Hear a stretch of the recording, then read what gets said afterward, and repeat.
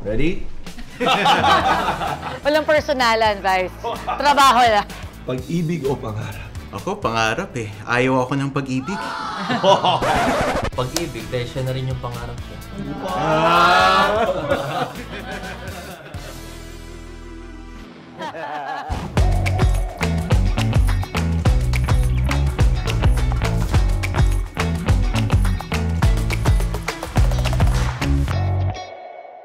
Hello Q-Citizens! Ako si Councilor Mikey Belmonte ng District 2 at lahat tayo may kinabukasan. Hello, Q-Citizens! Ako si Konsehala Candy Medina ng District 2 ng Quezon City, ang sweet ng bayan, choice ng masa. Hello Q-Citizens! Ako si Councilor Ali Madalia mula sa 2nd District, always at your service.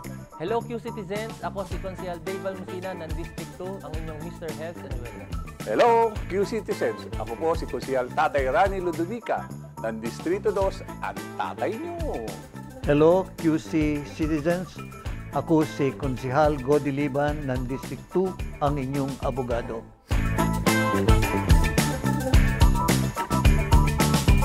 This or that tayo. Dito sa this or that, pili kayo ng isa. Hindi pwedeng dalawa. Kailangan isa lang. Alright?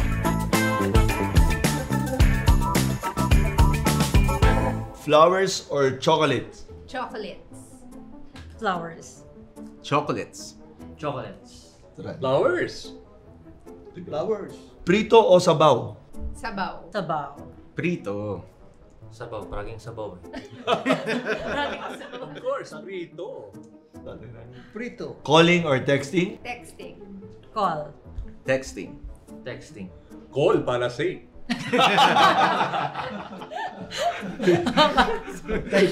Texting.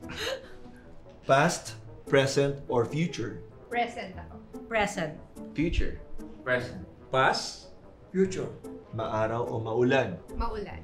Favorite ko yan. Hi! Favorite ko yun, ah. Okay. Ako, maaraw. Maaraw. Maaraw.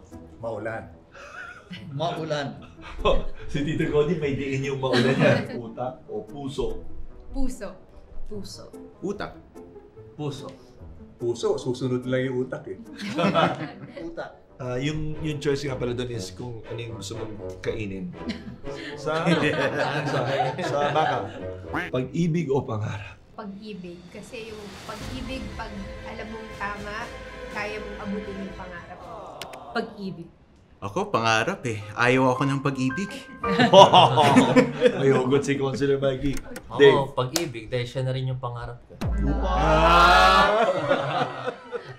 Pangarap. Kasi pag pangarap ka, may pag-ibig ka. Tito Cody. Pag-ibig. Kumain o matulog? Matulog. Matulog. Kumain tas matulog. Kumain. Kumain. Kumain. Kumain. Top or bottom? Sa top, dapat. Top. Top. Top. Bottom naman magsisimula eh, tsaka ka papunta sa top. Top. English or mathematics? English ako, mahina ako sa mathematics. English. O pareho ng dahilan. English. Hina sa math. Mat, barok ako mag-English eh. Red na lang. English. English. Looks or attitude? Attitude. Attitude. Attitude 100%. Attitude. Looks. Attitude. Minsan kasi tingin pala, makikita mo na yung Ay, kasi attitude. makikita mo na eh. Iced coffee or hot coffee? Iced coffee. Hot. Hot coffee. Hot coffee. Iced coffee. Ako kasi always hot eh, kaya hot coffee ako. Okay. Hot coffee. Sa umaga o sa gabi? Sa umaga. Gabi. Umaga. Sa gabi. Gabi kasi buo kayo. Gabi. Parang dinig ko kay Tito Godi, gabi-gabi.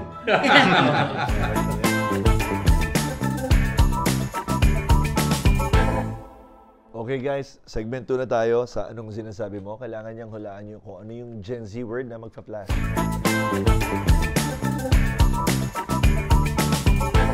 Ready? Afam. A foreigner in Manila. A foreigner something in Manila. Tama. Foreigner assigned in Manila. Assigned in Manila. For the club. For the, Yeah. for Instagram. Then for yung Para- reputation. For the ano. For the IG. Ganun. Oh, for the... Chika MM. lang, chika lang. M. So, good sa akin. Alright. Marites talaga kayo. Sana all. To the fire. To the lead. Mahirap ba yan? Through the fire. Pinagdadaanan. Iba Ano yan? interpretasyon ko, pero Ano yung interpretation niya? sa akin na lang. Tapos na? Hindi. Yung to the Getting fire is true. True, true. Parang true that. Mismo. Mismo. Yan. Ano ba yan, Mikey? Share ko lang. Oh. Yun! Sige! Don't show. Dog, Yan, pasikat. Nagmamalaki. Proud. ano yan? Ano? Hindi. Di na dog show. Oh. Inaagawan? Hindi. Ano yun? Binobola. Oh, yun. Di ba wala? Sesh. Inuman session. Parang ganon. Yes. Ghosting. Roasting. Biglang Biglang kinausap. Pinaganausap bigla. Hindi, bilang hindi kinausap. Riz. Riz. Charming. Charm. Charisma. Actually. Charisma. Skirt. Kumiskis. Di ba ba na skirt ka? Di ba yan? Actually, skirt parang expression siya na stick or tara, let's go. It's giving. It's giving, parang Generous. projection. Oo. Okay, Slay. Parang ano. Han. Parang Han. bongga. Fabulous, gano'n. Oo, parang... Nangaakit. Bongga. Yeah, bongga. Outstanding. Ganun. Okay. Nangaakit daw yung pwede. Nangaakit. Slave. Mother. Mother. Mother goose. Mother, Parang idol na babae. twin. Yes. Twin mother. Oo, tama. Ano Mikey. tayo? Idol na babae. Idol. Delusional. At siya. Ito, delulu. Ano, Delusional. Tama si Ali, delusional. Ano sa'yo mo? Luka-luka. Pwede Ganun din yan. Awit? Sayang. Pag di ka nakashoot, awit na. Ano yan? Ouch. At masakit. Aesthetic. Ano? Maganda. Oo. Aesthetic, maganda. Tama ka na. Tama ka na. Tama ka na bakla. Ganun. Okay. Si Ali, okay. Galing. For real. For real? For real? Yes, for real, for real. Ayun. In my honest opinion. Yeah. Alright, next. Yes. Shakes my head. Shake my head. Yan ba yun? Somehow. Shaking my head. Shaking my Shake my head. head. Shaking my hair. Shaking my hair. Hindi, shaking my head. Just got home. Just got. Oh. Parang laging ginagamit. Kasi pangagaling na yan, ha? JW. Just woke up. Wow. FTB. Friends forever. Okay, fresh from the bath. Feel the Yes. Yes. Feel the feel. Chugi. Patay na. Diba? Chugi? Patay na? Chugi. Medyo, yan. ano yan eh, Dead. outdated. So, medyo patay na. Sige. Go Game na na game. Go Game na na go. game. Hindi. game na game. Giyang na giyang yan. Ayun. Yan. Giyang na naman.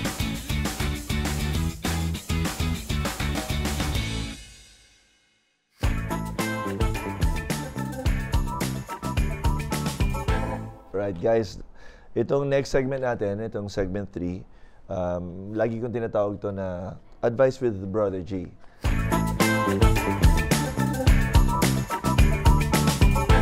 First question is, aside from being a counselor, ano yung pagkakakilala sa'yo ng family mo, husband mo, asawa mo, wife mo, or ang kaibigan mo? Ano yung pagkakakilala sa'yo aside from being a counselor? I think sa family ko, lumaki kasi akong panganay. So ako yung eldest, inaasahan talaga ako ng mommy at daddy ko. Hindi lang sa malalaking bagay, pero pati sa maliliit na bagay. And I think nadala ko yun. Hindi lang public servant, pero among my friends, kung meron akong pwedeng, ako yung mag-i-initiate, ako yung tutulong mabuo, yung isang plano. Ako yun. Kasama ko dun sa grupo na who will make a way to make things happen. So it's the same with my family. Kapag may kailangang i-arrange, alam nila, ako yung tatawagan nila. Even with our friends, ganyan din. So I like to take on that role. And I enjoy ko siya. So I think it's also because panganay nga akong anak. Na minsan, hindi ko na na-enjoy yung buong naganap kasi abala ako. Pero okay lang yun. Gusto ko yun. Nung di pa ako counselor, talagang pasaway. Pasaway. Then makulit, sobrang kulit. Tapos parang clown, funny guy, ganyan. Then ayun, siguro it's a big step up para sa akin na naging counselor at nagulat ko rin sila. So kaya ayun, parang may mga friends din ako na nagulat na, oh, counselor. Kasi dati babagsak-bagsak ka lang. Then, ayun, di ba? Kaya, nung awarding kahapon, kaya sinabi ko na, minsan lang ako makatanggap ng award, di ba? Pero dahil sa pagsumikap, na-acknowledge tayo. Siguro dahil ang pinagdaanan namin pamilya ng mahirap, naranasan yung mga struggle sa buhay. Sa bahay namin, walang konsehal. Wala kaming katulong. Ako na mamlansya sa mga uniforme ng anak ko. Ako yung naghahatid sa mga anak ko kahit anong busy ko. Kailangan ihatid ko yan. At tuwan-tuwa ako na suklayin yung babae kasi mga anak ko. Tuwan-tuwa ako na pagtapos na maligo, ako ang taga-suklay at pinatutuyo ko yung buhok nila sa pamamagitan ng suklay. At sandalan ng hindi lang ng pamilya ko, kundi pati mga kapatid ko. Pero outside doon sa pamilya ko, napakatapang ko. Kaya kung tawagin ako Mr. Peace and Order, pinatutupad ko yung disiplina, pinatutupad ko yung mga batas dahil gusto ko maging maayos yung negative kong pinagdaanan ay makakontribute man lang ako ng malinaw na kinabukasan ng mga kabataan. Kaya ang tatay nyo, iyakin. As a mother, di ba? Meron akong 4 na anak. So, I always make it a point na nagagampanan ko yung pagiging nanay ko. Kaya nga, pag may time talaga ako, I always make it a point na either naghahatid ako sa mga anak ko, or sumusundo ako sa school, or basta sinasamahan ko sila pag may basketball, or kung ano man activities nila sa school, na nandun pa rin yung presensya ko. At laging nandun yung pag may activities sa school, na kahit ano man yan, gusto ko complete kami as a family. Kasi naaalala yun ng bata. Ngayon, malaki na yung ano ko, yung panganay ko. Naaalala yun ni Cassie, yung mga ginagawa ko sa kanya. Nung kinder pa siya, 15 na. So kaya, yes, kaya yung bunso kong anak ngayon, yung twins, ganun din yung ginagawa ko. Sinusundo ko pa rin or hinahatid ko sa school. Ako po ay isang abogado. Bago ako naging konsehal, meron akong law office. Ang daming pumupunta doon. Karamihan po yung walang kakayahan na umupa ng serbisyo ng abogado, nagpapagawa ng mga dokumento, nagpapanotaryo, lalong-lalo na ngayon dito sa City Hall, halos lahat nagpapanotaryo. Kaya punong-puno, hirap na hirap ako gumagawa ng report sa korte. Yan po ang tulong na nagagawa ko, legal service. Siyempre, yung pwedeng pagkakilala sa akin ng pamilya ko. Tapos ramdamin rin naman sa ng mga tao sa ground. Talagang makulit eh. Ako, kakulitin ko ate ko. Dala-dala yun. Di ba? Tapos medyo aasa rin ko yung punso, di ba? So talagang ganun yung dynamic na talagang bit-bit mo na growing up, naghahanap ka rin ng attention. Pero yung magandang part rin dyan, I'm sure you can relate, Vice. Pag middle child ka kasi more of mas maluwag, there are more avenues para ma-discover mo rin yung sarili mo. Pero yan, usually kilala ako mas formal, pero yan nga, pag nakausap ako, pati ako, pag kausap ko yung mga tao sa ground, kukulitin ko talaga sila. Lumalabas na lang. Lumalabas na lang, di ba? Any difficult challenge that you had to face in your life ever? Or meron bang crossroads na dumating sa buhay mo na talaga nahirapan ka, pero na-overcome mo yun? And ano yung magiging advice mo sa if someone goes through something the same or similar? Well, ako, I would actually say when I first ran sa counselor, kasi syempre, di mo may iwasan na may mga lalo pa na you're getting a feel for everything. Tapos di mo may iwasan na biglang may mga tao na nag-betray o aalis, or merong mga hardships na ma-face mo naturally as someone going for a public position. May point na akala ko na di ko alam kung ano yung gagawin ko, parang mag-isa na ako dito, malapit na yung dulo. Pero at the end of the day, kept pushing forward. Tas kahit pa paano, nakapasok pa rin sa council. Kaya yan nga, doon ko nakita na just have to keep strong and keep moving forward naman kahit anong mangyari. May mga kaibigan po ako na naaresto, nakulong.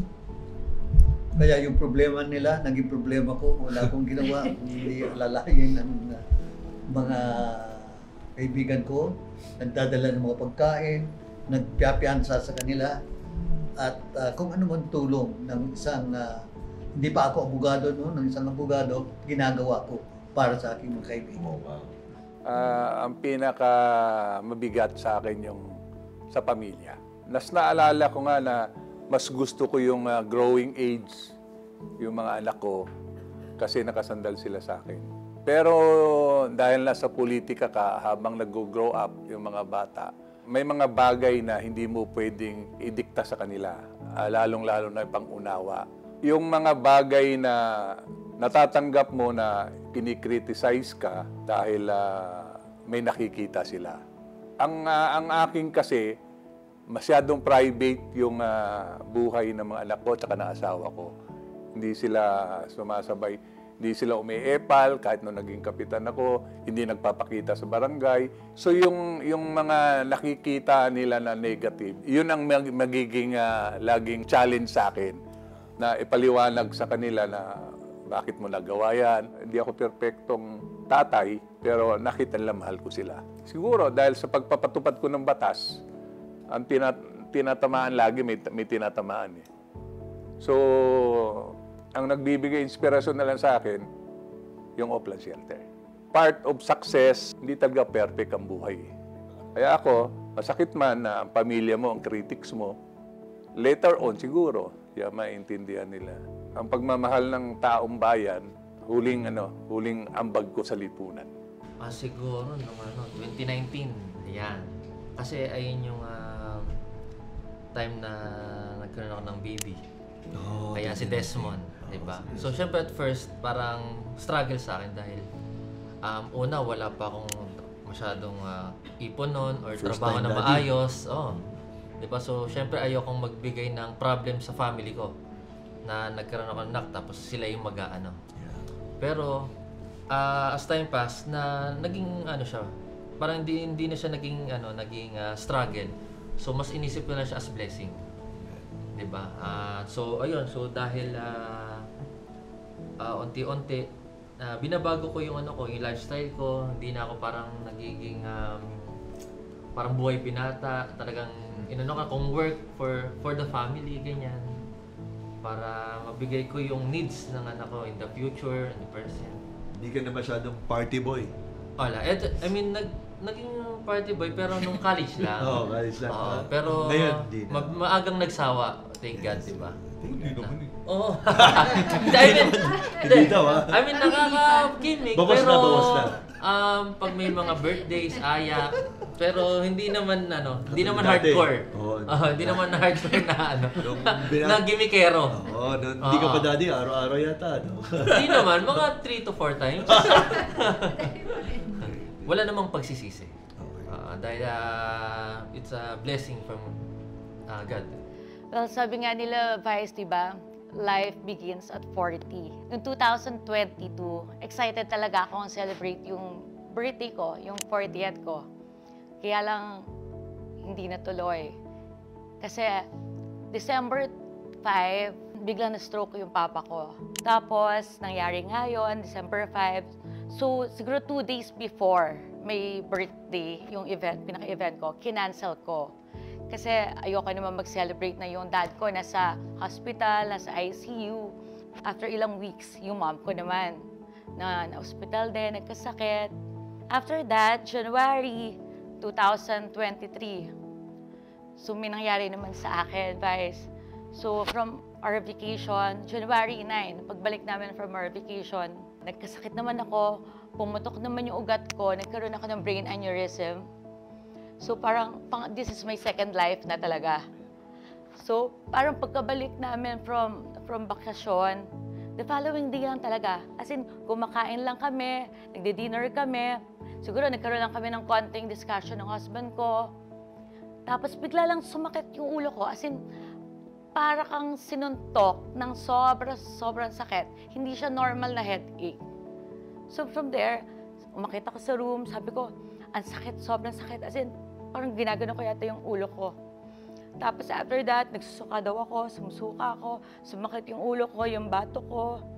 Tapos sabi ko, huwag niyo akong gagalawin, huwag niyo akong gagalawin. Tapos, naano ko doon kasi yung anak ko pala, si Cassie nandoon. So, na nakikita niya, so tinakbo na ako sa hospital noon. So, nung nasa car daw ako, nag-seizure na ako. So, nakita niya, tumilik yung mata ko. As in, parang feeling ko, yun, syempre na-trauma din yung bata, di ba? Yun ang nangyari sa akin. So, tinakbo ako sa malapit na hospital sa amin. So, binigyan lang ako ng pain reliever. So, after ilang hours, nawala. So, nakauwi ako ng house. Pagdating na naman ng umaga, 10 a.m., sumakit na naman siya. So, tinakbo na naman ako sa ospital.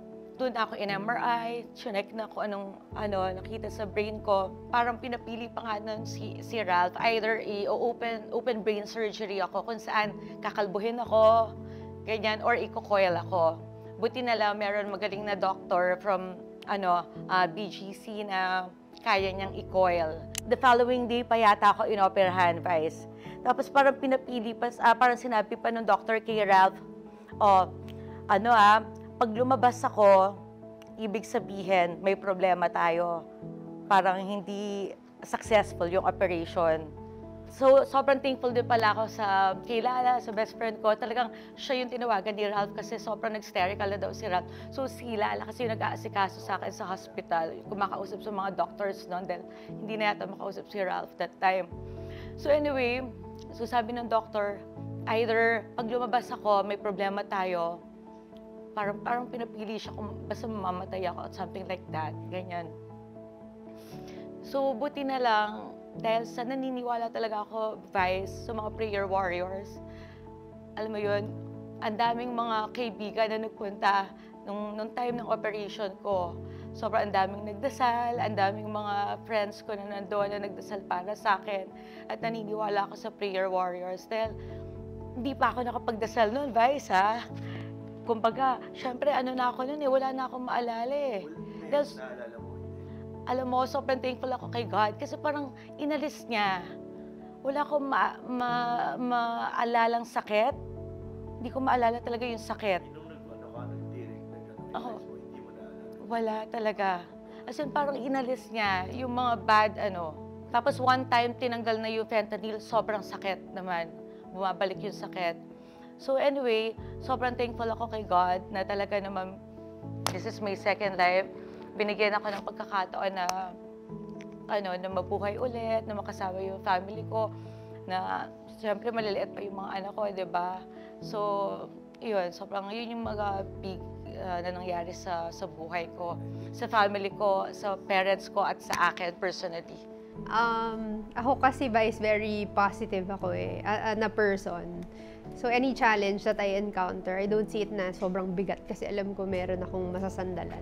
Pero siguro, trivial lang din as a major challenge in my life. Nung bata pa ako, hindi ako bata, mga teenager, yung asawa ko ngayon, nag-long distance relationship kami for 10 years.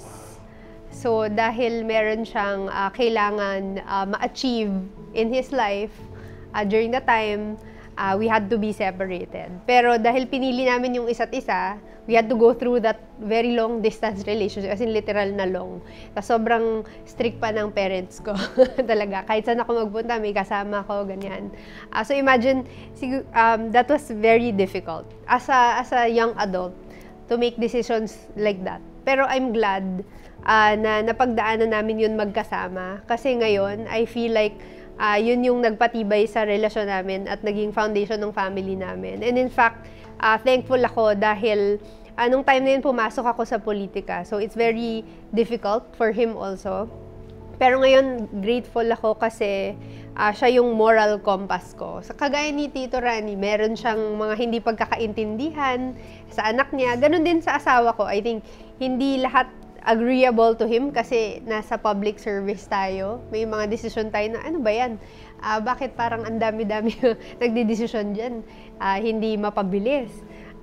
Ito lang yung solusyon, simple lang. Which makes sense, you know. So it pulls me back. Kumbaga, minsan masyado kong immersed sa atin, sa kung paano natin ginagawa ang mga bagay. Pero pag nandun siya, to remind me na, ito yung ibang perspektibo, ha. So I think that experience for us, kaming dalawa, we shared it, na kahit gano'ng kahirap yun, maganda yung naging resulta niya. Hindi lang para sa pamilya ko, pero para sa trabaho ko and overall sa pananaw ko sa buhay. So I think that would be one of the major challenges. What is your most memorable moment as a public servant? Ito yung akin yung lagi kong bit-bit. There's this one girl na lumapit talaga, nagbigay ng letter sa akin, may bigay pa na na bulaklak gawa sa sa papel. Na yun, syempre yung nakalagay sa flower was thank you very much Councilor Mikey, tas yun nga. Yung yung letter had thank you for yung yung tulong mo kasi yung yung grandparents niya nabigyan ng gamot tapos natulungan ng medical assistance. Tapos talagang kita mo yung maliit na bata na see something like that na after kong matanggap tinabi ko kaagad tapos iniyakap ko tapos talagang the time na sobrang pagod ako to get something like that, biglang na-inspire ako ulit. Kaya up till now yung bulaklak na yun, I always keep it there on my desk so that every time I feel tired while doing what we do, titignan ko na lang, why am I doing this? I'm doing it for her. Siguro nung second term ko, so kasi Vice, yung kasagsagan ng COVID, di ba? Isa ako sa nagka-COVID noon. Ako yung unang-una. So siguro, lagi rin kasi ako nagbabarangay, lagi akong bumababa. So ako yung una nagka-COVID noon. At the same time, hindi naman yun na-stop bilang as a public servant. Dire-diretso pa rin akong bumababa sa area noon. At kahit na after ko magka-COVID, dire-diretso pa din yung pagsiservisyo ko, lalong-lalo na sa District 2. Ako siguro pinaka-memorable nung I was working with the executive, panahon din ng pandemic. Hindi ko akalain na meron akong tapang na ganun, nung lahat ng tao hindi lalabas. I think kami ni Tito Rani, we were one of the few na on the field. 11 p.m. ng gabi nag-aayos kami ng quarantine facility kasi parating na yung mga unang COVID victim. So, kasi buhay mo yun, nakakatakot talaga. Pero I think yung kagustuhan mo na magawa to, ang isang bagay, lumabas nung mga panahon na yun. And I think dadalin ko yun habang buhay na naging bahagi ako nun. With respect to the period that I served as a public official, I would not forget the time when I was elected as chosen as majority floor leader for 2 times. I enjoyed those moments serving not only the government but also the people of Quezon City. Siguro ako, Vice, yung nilapitan ako ng mag-asawa, nanay at tatay nung may sakit na problemado nila, pati yung asawa. Tapos yung asawa niya teacher din, na ang problema nila ay yung anak nila at yung asawa nung lumapit sa akin, talagang super addict na. Halos naibenta na lahat ang laman ng kanilang bahay. Ultimo doorknob ay binebenta na, hopeless na sila, na nawalan na ng pag-asa. Hanggang sa ang pakiusap nga sa akin noon nung asawa at saka nung tatay na lang daw yung anak niya. Pero nung pinatawag ko yung siguro nakatulong din, Vice, di ba? Nakilala kasi ako na si Tatay Rani, Bertugo yan, salbahe yan. Nakatulong din siguro yung image na yun nung pinatawag ko yung asawa at anak niya. Na sinasaktan na yung tatay, sinasaktan na yung asawa. Na dahil sa image kong yon, isang tanong lang ang gusto ko sa kanya. Magbabago ka o yung Figure speech. Figure speech ko lang yun. For the record. Sabi, sige, magbabago ka. Sige, kung magbabago ka, bibigyan kita ng pagkakataon. Binigyan ko siya ng pagkakataon, hindi ko siya pinulong, binigyan ko siya laya, pero yung takot niya sa akin, yun yung sigurong wala na siyang kinatatakutan, kundi ako na lang binigyan ko ng tiwala ulit. Hindi ko siya tinuring na isang adik o isang tinuring ko siya na makakatulong din sa akin. Pinamahala ko siya na magpaayos. Kasi ito, contractor to nangungontrata na siya, tapos na marunong siya sa lahat ng gawa ng bahay, electrician, So lahat ng galas na sira doon sa shelter ko, siya yung pinagawa ko. O, malaya siya, hindi ko siya kinukulong. After mga 2 months, nung tinest ko, medyo nagne-negative na. Binigyan ko siya ng tiwala at kumpiyansa. Ngayon, empleyado ko eh. Siguro nung ipoproclaim na as a cash counselor din. Dahil syempre, na dating pasaway, di ba? Ngayon naglilingkod. Wow. And syempre, I make my parents proud. I make myself proud. Dahil na hindi ko rin in-expect eh. Dahil before kasi na talagang gusto ko lang isa sumama sa parents ko. Pag may campaign, mag-house to house, magbigay ng flyers, magkabit ng tarpaulin. Talagang at first wala pa akong plan. Dahil parang nag-enjoy ako na tumulong sa parents ko at bumaba sa area. Then ayun, eventually nagugustuhan ko rin. Then nung nakita ko na marami ring naging proud. Ayun yung nagpupush sa akin na magpursige pa magtrabaho ng maayos. To sum it all up, lumalabas na napakahalaga ng oras, di ba, Tatay Rani? Napakahalaga ng oras. And the truth is, you can't just find time. Katulad ng sinabi ni Mikey, you have to make time. Kailangan talaga maging intentional ka. Pero what really helps for me, ang sikreto na ito na lagi ko na-share, is yung time na dapat ibubuhos mo sa pamilya mo. Kailangan ibuhos mo muna sa Diyos, number 1. Kasi katulad ng sinasabi natin lagi, yung oras, mas mahalaga yan kaysa sa pera eh. Dahil yung pera, kapag ginastos mo o ginasta mo, mababawi mo pag may trabaho ka, negosyo, o mangutang ka, mababawi yung pera pag binigay mo, di ba? Pero yung oras pag binigay mo, mababawi mo ba yun? Hindi, di ba? Yung oras na, pag yan, binigay mo sa, let's say, kunyari, itong oras na nandito kayo ngayon, hindi natin mababawi itong oras na ito kahit anong playback natin sa videos, di ba? O yung oras na binigay mo sa anak mo na pumunta, na nandun ka sa isang event ng eskwelahan niya, na matatandaan niya.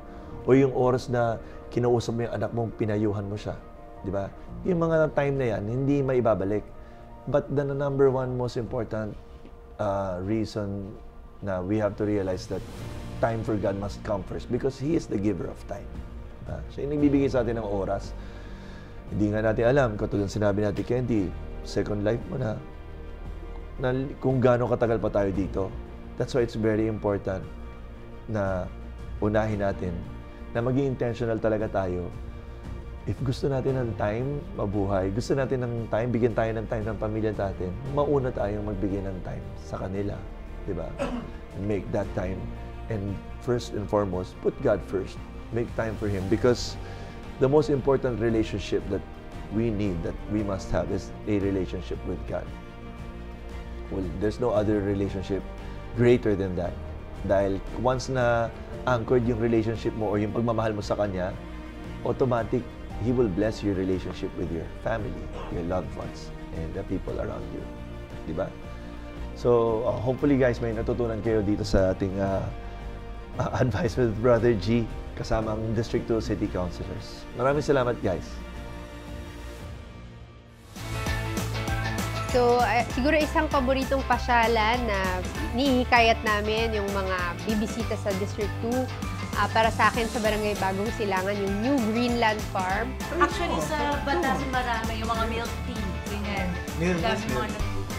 Kung saan ako madalas din nag-meeting or kung gusto kong trip kumain sa Verenas Cafe. So, pwede kayo pumunta doon, dumayo doon.